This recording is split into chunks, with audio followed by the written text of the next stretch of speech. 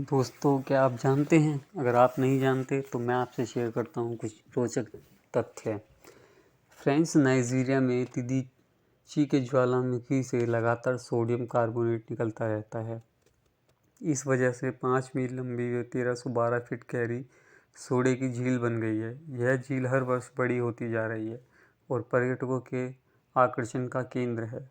दक्षिण ऑस्ट्रेलिया में Ayers Rock नाम की एक पहाड़ी है जो रंग बदलती है। वह सूर्य के उदय व अस्त होने पर लाल व बैंगनी दिखाई देती है। दरअसल पहाड़ी की प्राकृतिक बनावट के कारण ही ऐसा होता है। जैसे जैसे सूर्य की किरणें सीधी तिरछी होती हैं, वैसे वैसे पहाड़ी का रंग बदलता जाता है। सूर्योदय के समय सूर्य की किरणें लाल होती हैं और उन्हीं के अनुसार पहाड़ी लाल दिखाई देती है। इसी प्रकार धीरे धीरे रंग बदलता रहता है। राजस्थान की सांबर झील से नमक का उत्पादन विश्व भर में प्रसिद्ध है। हर वर्ष अक्टूबर से मई तक लगभग 2 लाख टन नमक यहाँ से निकाला जाता है, परंतु जून से सितंबर तक वर्षा के 4 महीनों में इसका खारापन गायब हो जाता है। इन दिनों इसका पानी शुद्ध व मीठा हो जाता है। क्या आपको पता है, भालू एक ऐसा जानवर है जो दुख में मनुष्य के समान रोता है। अफ्रीका में मैड्रक नाम का एक ऐसा अनोखा पौधा होता है जिसकी शक्ल आदमी से मिलती है। जब उसे काटा जाता है तो उसमें से बच्चे के रोने जैसी आवाज़ निकलती है। मलेशिया में एक पेड़ ऐसा पाया जाता है जो आग बरसता है। सूर्य की किरणों को धरती तक पहुंचने में 2 मिनट 22 सेकंड का समय लगता है।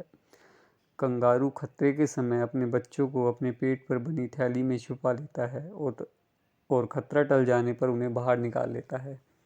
सरनाई नाम की एक ऐसी मछली भी पाई जाती है जो पानी में तैरती है व हवा में उड़ती है। ऑस्ट्रेलिया में पिट्ठा नाम की चिड़िया पाई जाती है जिसके पंख 9 रंग के होते हैं। एक कॉड मछली एक बार में 10 लाख अंडे देती है। मेढक नाम की मछली पानी के बाहर रहकर भी कई दिनों तक जीवित रहती है। सांप के कान और पैर नहीं होते, परंतु वह सुन भी सकता है। बहुत तेज चल भी सकता है। चीता 60 किलोमीटर प्रति घंटे की गति से दौड़ता है। यह जानवरों में सबसे अधिक तेज दौड़ता है। थाईलैंड में सफ़ेद हाथी पाए जाते हैं। होमा पक्षी आकाश में अंडा देता है और अंडा धरती पर गिरते ही फूट जाता है। अंडा फूटते ही उसमें से बच्चा तुरंत बाहर निकल जाता है।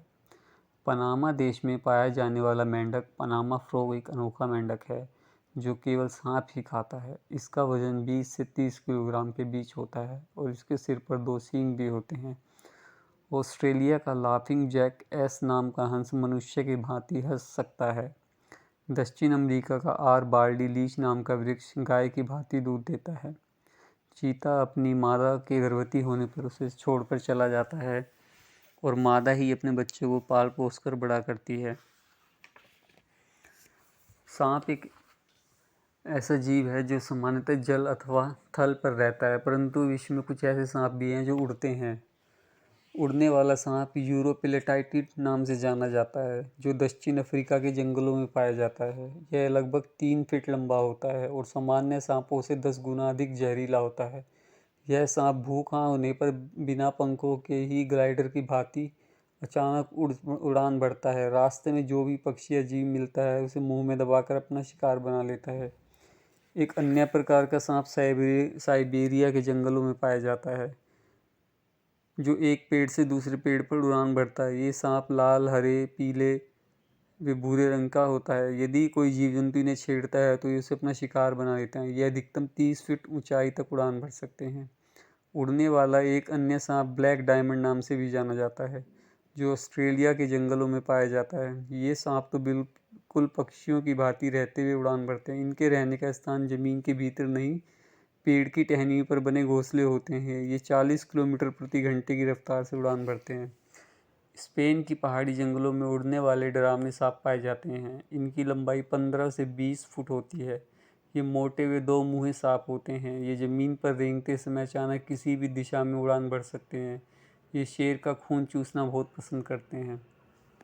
श्रीलंका में उड़ने वाले सांप पाए जाते हैं जिनकी लंबाई केवल 1 फुट होती है। इनकी विशेषता यह है कि ये बिल्कुल भी जहरीले नहीं होते और मोर की भांति थोड़ा बहुत उड़ सकते हैं। जहरीले ना होने के कारण आदिवासी इन्हें पालते भी हैं और भोजन के रूप में इस्तेमाल भी करते हैं।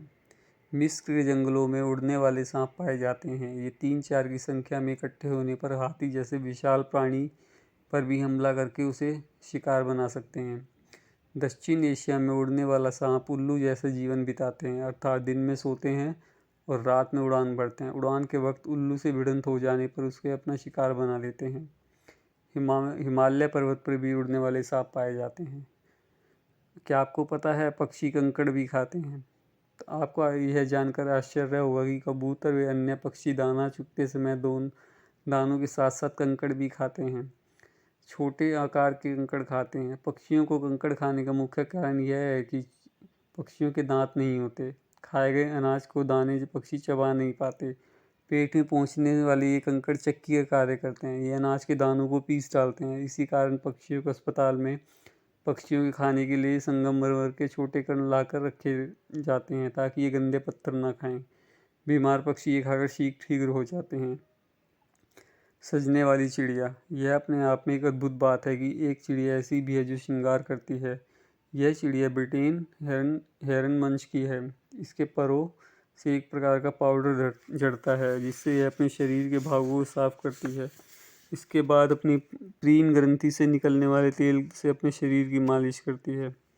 उड़ने वाली गिलहरी, वैसे तो हमने गिलहरियों को दीवारों और पेड़ों पर तेज दौड़ते फुदकते देखा होगा, पर आपको यह जानकर आश्चर्य हुआ कुछ गिलहरियाँ उड़ती भी हैं ना। प्राणी जगत की यह बात विचित्र है। इन्हें उड़ान गिलहरी के नाम से जाना जाता है। ये एशिया, यूरोप व पश्चिमी अफ्रीका में पाई जाती हैं। उड़ान गिलहरियाँ सामान्य गिलहरियों की तुलना में कुछ बड़ी होती हैं। इनका आकार 30 से 60 सेंटीमीटर के बीच होता है तथा वजन 7 किलोग्राम तक होता है। ये गिलहरियाँ पक्षियों की भांति हवा में नहीं उड़ती वरन एक पेड़ से दूसरे पेड़ पर उड़ान भरती हैं और इस प्रकार कई 100 मीटर का फासला कुछ ही समय में तय कर लेती हैं। इनकी आंखें सामान्य गिलहरियों से अधिक बड़ी होती हैं। उड़ान गिलहरी जंगलों में दिन भर घोंसले में रहती है तथा रात को या शाम को समय बाहर निकलती है। इन्हें पक्षियों के अंडे, कीट व फल पसंद होते हैं। मादा गिलहरी वर्ष में 2-3 बच्चों को जन्म देती है। इनकी आयु 6 से 7 वर्ष होती है। खाल व मांस के लिए इनका शिकार किया जाता है। विश्व में कुल 30 प्रकार की उड़न गिलहरियाँ पाई जाती हैं। दक्षिण पूर्वी एशिया में पाई जाने वाली उड़न गिलहरियाँ काफ़ी बड़ी होती हैं। इनका आकार बिल्ली जितना होता है। क्या आपको पता है बिच्छू का बच्चा पैदा होने के कई दिन बाद तक अपनी माँ की पीठ पर सवार रहता है और उसी के मारे हुए कीटाणुओं को खाता है। मछली की भांति व्हेल पानी में तैरती रहती है परंतु फेफड़ों से सांस लेती है। उसे सांस लेने के लिए पानी की सतह तक आना पड़ता है। व्हेल को अपने बच्चे को सांस दिलाने के लिए दूसरी व्हेल की मदद से पानी की सतह तक लाना पड़ता है। अमेरिका में पाया जाने वाला स्तनपायी जीव स्लॉथ पेड़ से उल्टा लटक कर अपना पूरा जीवन बिता देता है। वह उल्टा भी अपने बच्चों के कारण लटकता है। वह अपने बच्चों को झूला स्वयं उल्टा लटक कर बना रहता है। चिंपांजी को अपने बच्चों को कब तक अपनी पीठ पर लादे रहना पड़ता है जब तक कि बच्चा ठीक से चलना नहीं सीख जाता। पेंगुइन या यूँ तो अंटार्कटिका में के बर्फीले मैदानों में रहते हैं, परंतु जब मादा पेंगुइन के बच्चे को जन्म देती है तो मादा पेंगुइन को बर्फ़ से बचाने के लिए नर पेंगुइन अपने पंजों पर उठाए रखता है। इसी प्रकार पेंगुइन के बच्चे भी बड़े होने पर अब तक अपनी माँ अथवा पिता के पैरों पर खड़े रहते हैं ताकि वे बर्फ़ से बचे रहें और उन्हें अपनी माता पिता से गर्मी मिलती रहे। मादा कंगारू अपने बच्चों को 6 से 7 महीने तक अपने पेट में बनी थैली में रखती है, वहीं से उन्हें भोजन तथा अन्य चीज़ें खिलाती है। मछली पानी में रहती है परंतु पानी कभी नहीं पीती। दरअसल मछली सांस लेते वक्त जो पानी मुंह में ले जाती है वह पेट या आँख में नहीं पहुंचता वरन आँख के नीचे स्थित छिद्रों से वापस निकल जाता है, जिससे पानी में बुलबुले दिखाई पड़ते हैं। उसे अपने भोजन से मिलने पानी से ही तृप्ति हो जाती है। कुछ मछलियाँ प्राकृतिक आपदा होने पर पानी की सतह पर आकर उछल कूद करने लगती हैं, अन्यथा वे गहरे समुद्र में ही रहती हैं। इसी कारण जापान में लोग ऐसी मछलियाँ पालते हैं जो भूकंप आने का आभास होते ही उछल कूद मचाना शुरू कर देती हैं। विश्व का